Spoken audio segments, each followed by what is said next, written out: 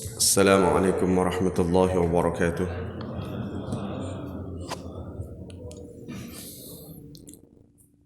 Alhamdulillah rabbil alamin. Wa bihi nasta'inu ala umuri dunya waddin. Allahumma salli wa sallim ala sayyidina Muhammadin wa ala alihi wa sahbihi ajma'in. Subhanaka la ilma lana illa ma 'allamtana innaka antal alimul hakim. Rabbi shrah li sadri wa yassir li amri wahlul 'uqdatam min lisani yafqahu qawli. Amin. Amma ba'du. Hadirin jamaah Masjid Agung rahimakumullah yang saya hormati semuanya dan yang semoga dimuliakan oleh Allah Ta'ala. Alhamdulillah wa syukurillah, pagi hari ini kembali Allah Subhanahu wa Ta'ala perkenankan kita untuk bisa berada di tempat ini. Semoga Allah Subhanahu wa Ta'ala selalu berikan kepada kita pertolongannya, taufik hidayahnya, kekuatannya, sehingga kita dijadikan hamba-hamba yang dimudahkan untuk berbuat ketaatan kepada Allah. Dan semoga Allah Ta'ala jauhkan dari kita dari segala macam bentuk khudlan, perbuatan dosa dan kemaksiatan, sehingga kita termasuk hamba-hambanya yang dijauhkan dari segala macam bentuk kejelekan, keburukan dunia dan akhirat. Amin ya rabbal alamin. Hadirin rahimakumullah, kembali kita lanjutkan ya kajian kita dari kitab Nashihud Dunia wal Wasaya al-Imaniyah, yang mana penjelasan terakhir itu sampai kepada adabnya orang yang berpuasa. Bagaimana kemarin itu kita baca adab yang terakhir daripada adab orang yang berpuasa. Di antara adab orang yang berpuasa yang kedua, yaitu ketika kita berpuasa, menjalani hari-hari kita saat berpuasa, hendaknya kita di siang harinya tidak terlalu banyak tidur, sehingga kita tetap merasakan bagaimana itu beratnya atau perihnya rasa lapar di siang hari. Pun begitu pula di malam harinya kita dihimbau tidak terlalu banyak makan, sehingga masih tetap ada sisa-sisa rasa lapar yang kita rasakan ketika kita tidak terlalu banyak makan di malam harinya, walaupun sudah diperbolehkan, karena tujuannya untuk menundukkan nafsu, melatih nafsu dan melemahkan syahwat kita. Dengan seperti itu akan menghasilkan cahaya di hati kita, dan itu adalah maksud dan tujuan kenapa kita dididik dengan ibadah yang namanya berpuasa. Kemudian di sini beliau menyebutkan wal yujanib as-saimu ar-rafahiyata wal iktsara min tanawuli syahawati wal ladzati kama dzakarna.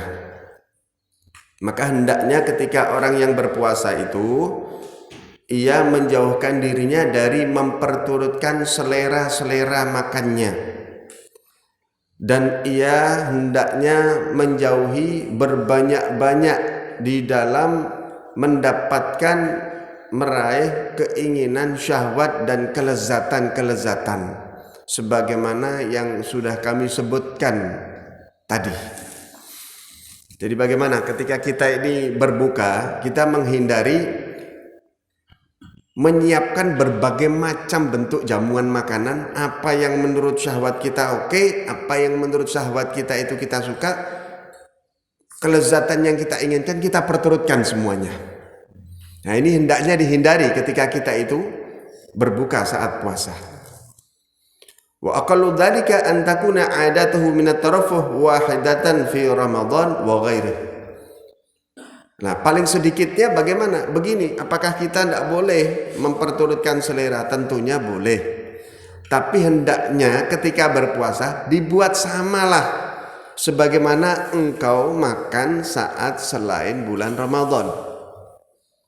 Jadi kita ketika ingin makan, selera kita, keinginan kita itu tidak memuncak saat bulan Ramadan, tapi kita samakan sebagaimana kebiasaan kita kalau kita makan di selain bulan Ramadan. Misal, beliau mengatakan di sini paling tidak satu macam selera lah, satu macam keinginan.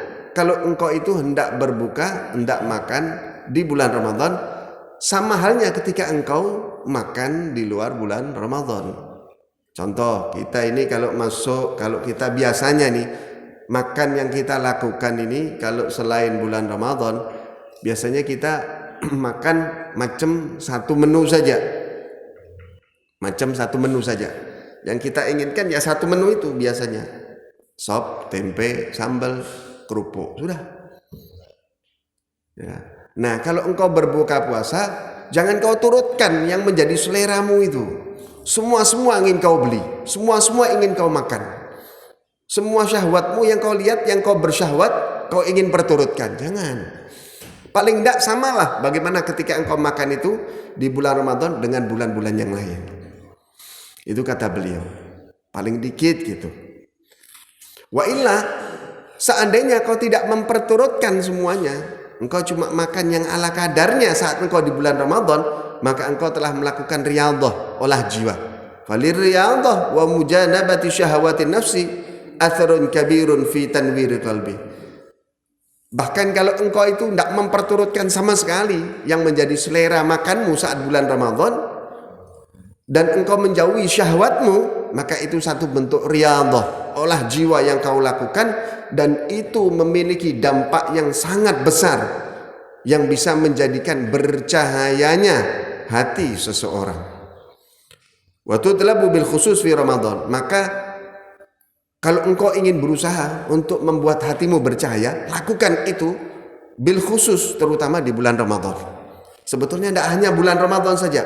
Kau menyedikitkan makan, tidak memperturutkan selera, itu bisa membuat hati bercahaya. Apalagi kalau itu kita lakukan, olah jiwa, latihan yang seperti itu, kau lakukan khususnya ada di bulan Ramadan. Maka itu mempercepat proses bercahayanya hati seseorang. Wa ammal ladzi yaj'aluna lahum fi Ramadan adatun min at-tarafuhat wasyahawat allati la ya'tadunaha fi ghairi Ramadan faghururun gharrahum bihi syaitanu hasadan minhu lahum hatta la yajidu barakati shaumihim wa la tadhharu alaihim atharuhu min al-anwar wal mukashafat. Nah, lantas bagaimana keadaannya orang-orang yang kalau masuk bulan Ramadan dia memperturutkan semua yang ia mau?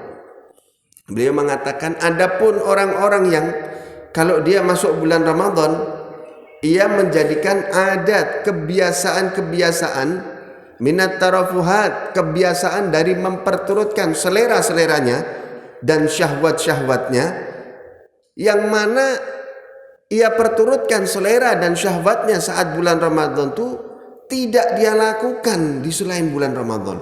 Justru malah bulan Ramadan itu selera makanan semua kita rasakan. Ini kira-kira yang lakukan siapa ini? Kita ini. Kata beliau, sudah kalau orang punya kebiasaan bulan Ramadan malah berbanyak-banyakan makanan, nuruti apa yang menjadi seleranya, apa yang menjadi syahwatnya, faghururun. Padahal selain Ramadan dia tidak begitu, biasa saja. Tapi kalau Ramadan macam-macam, beliau mengatakan faghururun, berarti kita sedang terperdaya, tertipu, kata beliau. Kita ini terperdaya. Siapa yang memperdaya kita? Gharrahum bihi syaitan, setan yang memperdaya kita. Allati, bagaimana? Hasadan minhu lahum. Kenapa setan melakukan ini? Karena dengkinya ia kepada kita. Setan dengki kalau kita ini dapat puasa dan kita menjaga diri kita sehingga kita dapat pahala yang besar. Setan yang dengki kepada kita sehingga kita ini dibuat bagaimana ini kita memperturutkan apa yang kita mau semuanya. Maunya setan, kita tidak dapat keberkahannya puasa sama sekali. Maunya setan, tidak akan pernah tampak bekas-bekas cahaya dan terbukanya rahasia pada diri orang yang berpuasa. Kenapa? Ditutup dengan syahwat-syahwat, nafsu, selera. Nah, memperturutkan nafsu dan selera ini menutup tabir dibukanya rahasia hati bagi seorang hamba. Karena tadi bagaimana? Hati itu kalau bercahaya, tersingkap tabir-tabirnya, terbuka hijab-hijabnya, sehingga hamba itu bisa menyaksikan keajaiban rahasia penciptaan yang Allah ciptakan dari alam jagat raya. Namanya ma'rifat. wal khusyu' lillah. Dan kalau seseorang itu memperturutkan nafsu syahwatnya, terhijab, tertutup diri seorang hamba itu untuk bisa merasakan kekhusyuan, inkisar, merasakan hatinya hancur di hadapan Allah. Wa taladzud bi munajatih, dan hati kita tertutup untuk bisa merasakan bagaimana enaknya, lezatnya ketika kita bermunajat, mendekatkan diri kepada Allah. Wa tilawati kitabih wa dzikrih, dan saat itu kita terhijab, tertutup, sehingga kita tidak bisa merasakan kelezatan saat baca Quran, kenikmatan saat berzikir, kekhusyuan saat sholat, dan berbagai macam bentuk ketaatan. Itu kita tidak merasakan nikmat enaknya. Kenapa? Karena tertutup dengan kita merasakan kenikmatan syahwat dan nafsu kita. Jadi sebetulnya puasa itu kita sudah bagus ya, sudah menahan lapar itu dari pagi sampai petang. Sebetulnya itu sudah bagus. Jiwa kita itu sudah siap, hati kita itu sudah siap untuk dibersihkan. Tapi ketutup lagi dengan memperturutkan syahwat kita saat kita berbuka. Itu yang amat disayangkan. Itu amat disayangkan. Sehingga apa? Takbir hati ini tidak segera terbuka. Kelezatan ibadah itu tidak kita rasakan. Yaitu kelemahan kita. Wa kanat adatu salaf rahmatullahi alaihim at-taqlilu min al-adat wa syahawat. Sedangkan orang-orang dulu sebelum kita, mereka ini punya kebiasaan apa? Menyedikitkan daripada adat-adat kehidupan yang seperti kita lakukan. Termasuk wasyahwat. Mereka ini orang yang menyedikitkan, memperturutkan syahwatnya. Wal istikthar anil a'mali sholihat. Sedangkan yang mereka perbanyak bukan selera macam-macamnya menu makanan, tapi mereka ini punya kebiasaan memperbanyak macam-macamnya amal kesolehan. Fi Ramadan bil khusus. Itu mereka lakukan terutama di bulan Ramadan.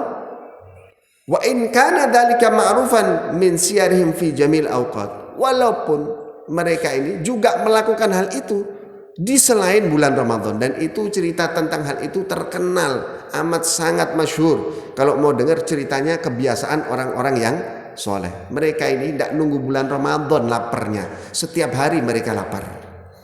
Mereka ini tidak nunggu menyedikitkan makan di bulan Ramadan, tidak bulan Ramadan pun mereka orang yang punya kebiasaan sedikit makan. Mereka tidak memperbanyak ibadah hanya di bulan Ramadan. Tidak di bulan Ramadan pun mereka, orang-orang yang soleh ini, punya kebiasaan banyak untuk melakukan ketaatan dan ibadah. Bedanya sama kita di situ, orang-orang soleh ini. Nah, kalau kita kan laparnya kan setahun sekali kalau bulan Ramadan. Itu pun kalau maghrib di jamak takhir makannya. Ya toh?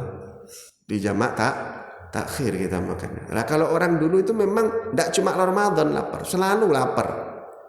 Bagaimana kalau kita baca ceritanya Rasul Shallallahu Alaihi Wasallam, dikatakan oleh seorang yang meriwayatkan Ibn Fudail, seorang sahabat yang bernama Abi Fudail, itu beliau berkata, satu ketika kami ini mendatangi Rasul Shallallahu Alaihi Wasallam bersama dengan beberapa sahabat. Ketika itu kami datang kepada Nabi, syakauna ilan Nabi Shallallahu Alaihi Wasallam min ju'. Kami datang kepada Nabi Shallallahu Alaihi Wasallam mengeluhkan rasa lapar yang kami rasakan. Jadi sahabat ini, Nabi ini punya kebiasaan apa? Lapar. Nabi dan sahabat masa pertama era keislaman itu, mereka orang-orang yang punya kebiasaan merasakan rasa lapar. Jadi kalau lapar mah itu pakaiannya mereka setiap hari-hari. Datang kepada Rasulullah, kami mengeluhkan kepada Rasulullah, ya Rasulullah, kami merasakan lapar. Farafa'na butunana, maka kami membuka perut kami, pakaian kami, dan kami tunjukkan perut kami ini di hadapan Rasulullah. Maka kami mengganjal di perut kami itu hajaran. Masing-masing di antara kami perutnya kami ganjal dengan sebuah batu. Ya. Sahabat ini kalau lapar perutnya diganjal batu. Nabi ini kalau lapar perutnya diganjal dengan batu, ditahan dengan batu. Ya, sahabat pernah mengatakan, satu ketika aku melihat Nabi memerintahkan untuk dicarikan batu, kemudian beliau membuka perutnya dan mengganjal batu tadi di perutnya. Saking laparnya. Kenapa? karena di sana tuh iklim panas kering. Di sana itu panasnya kering, dinginnya kering. Jadi kalau lapar itu perut itu sampai tidak bisa tegak. Refleks itu badan seorang itu pasti membengkak. Saking apa? Sakit dan begitu menyengatnya rasa lapar di perut itu. Jadi mereka orang sana tuh kalau lapar sampai tidak bisa tegak badannya. Jadi bungkuk. Lah supaya tidak tampak membungkuk itu diganjel pakai batu. Sahabat membuka perutnya, ya Rasulullah kami lapar. Dibuka perutnya, maka semua sahabat perutnya ada ganjalan batu satu. Kemudian Nabi SAW, oh iya kalian lapar ya. Kemudian Nabi pun fa'abatnahu, beliau membuka perutnya. Fa'idha fihi hajaraini, maka kami melihat Rasulullah membuka perutnya dan beliau ternyata mengganjal perutnya dengan 2 buah batu. Jadi sahabat ini satu hari tidak makan, diganjal 1 batu. Nabi membuka perutnya, sama saya juga lapar, dibuka batunya 2, berarti Nabi sudah tidak makan 2 hari. Ya, suatu ketika putri beliau Sayyidatuna Fatimah Zahra datang ke rumah Nabi SAW membawa sepotong roti yang beliau buat. Maka Rasulullah bertanya, "Mahadhi, wahai putriku Fatimah, ini apa ini?" "Wahai ayahanda, ini adalah roti. Saya tadi buat di rumah, ada sedikit tepung, saya adon, saya buat khubus, saya buat roti. Tiba-tiba saya teringat Anda ya Rasulullah. Tidak tenang hati saya mau makan sebelum saya juga berikan ini kepada Anda." Maka dimakan oleh Nabi sambil Nabi mengatakan, "Wahai putriku Fatimah, sungguh makanan yang kau berikan kepada ayahmu ini adalah makanan yang pertama kali masuk ke mulut ayahmu sejak 3 hari kemarin, wahai Fatimah." 3 hari tidak makan. Lah kita kan 3 jam tidak makan, panik. Nabi sahabat kalau lapar ganjalnya batu. Kalau kita lapar pisang goreng sama belanggreng. Kata istrinya, "Pak berangkat mau kerja, sebentar belum sarapan, ganjel dulu, ada roti, ada belanggreng, ada bakwan, ada tempe, ganjel dulu." Nah, kita ganjelnya roti, ganjelnya pisang goreng. Kanjeng Nabi sama sahabat ganjelnya batu. Tidak kepikir, hampir hal ini tidak terbayang dalam diri kita. Kalau 1 hari full nih kita lapar, ini bukan Ramadan, tiap hari ini mereka. Dan itu adat kebiasaan hidup mereka hingga Sayyidatuna Aisyah radhiyallahu ta'ala anha, beliau pernah mengatakan sesungguhnya bid'ah yang pertama kali di dalam Islam itu adalah kenyang. Karena kami Nabi dan sahabat itu tidak pernah kenyang, tidak pernah kekenyangan itu tidak pernah. Itu bid'ah pertama kali. Dan termasuk bid'ah yang pertama kali di dalam Islam adanya ayakan tepung. Sehingga tepung gandum itu kalau diayak menjadi lebih halus dan kalau dibuat di adon kue lebih enak rasanya. Itu bid'ah pertama. Zaman Nabi tidak ada orang yang buat ayakan tepung. Bayangkan coba lah, kita kan tepung instan, sudah halusnya luar biasa. Makan sudah tinggal beli, sudah keluar dari pabrik, sudah enak luar biasa. Kata Siti Aisyah, itu bid'ah pertama itu, kekenyangan dan ayakan tepung. Tidak kebayang sama sekali ya. Ini adatnya mereka jauh. Kita kalau mau lihat cerita hidupnya mereka jauh sekali kita dengan mereka. Derajat kita jauh sekali. Wa kanat adatus salaf, dan begitulah adatnya mereka. Ya. Coba kita bayangkan bagaimana beratnya hidupnya mereka dan bagaimana nikmatnya hidupnya kita. Satu ketika ada sahabat yang bernama Nu'man bin Bashir. Nu'man bin Bashir ini beliau berkata kepada para tabi'in, muridnya. Nu'man bin Bashir ini berkata kepada muridnya, "Alastum muna'amin?" Wahai sahabat-sahabatku, bukankah kalian itu sekarang dalam keadaan nikmat? Bukankah kalian sekarang dalam keadaan nikmat? Kalian bisa memilih makanan apa yang ingin kalian makan. Kalian bisa memilih minuman apapun yang ingin kalian minum. Begitu kan? Kata sahabat Nu'man bin Bashir. Iya, kami memang begitu keadaannya. Kalian bisa milih makanan apa yang kalian mau. Mau minum apa yang kalian mau. Persis seperti kita. Ini zaman tabi'in sama kayak kita. Tekan tombol makanan model apa sampai ke rumah. Ya, pencet tombol datang makanan apapun yang kita mau, minuman apapun yang ingin kita beli sampai ke rumah diantar. Ya. Kata sahabat tadi, sungguh kehidupan Nabi tidak seperti kehidupan kalian. Kata sahabat Nu'man bin Bashir, aku menyaksikan sungguh Rasulullah Shallallahu Alaihi Wasallam itu tidak pernah kenyang perutnya, bahkan dari kurma yang mutunya paling buruk sekalipun. Aku ini lihat Rasulullah, tidak seperti kalian hidupnya. Kalian mau makan minum semaunya bisa. Sungguh Rasulullah, padahal Rasulullah itu siapa? Sayyidul Mursalin, pemimpin para Rasul. Ya toh? Khairu khalqillahi ajma'in, sebaik-baik seluruh makhluk yang pernah diciptakan oleh Allah.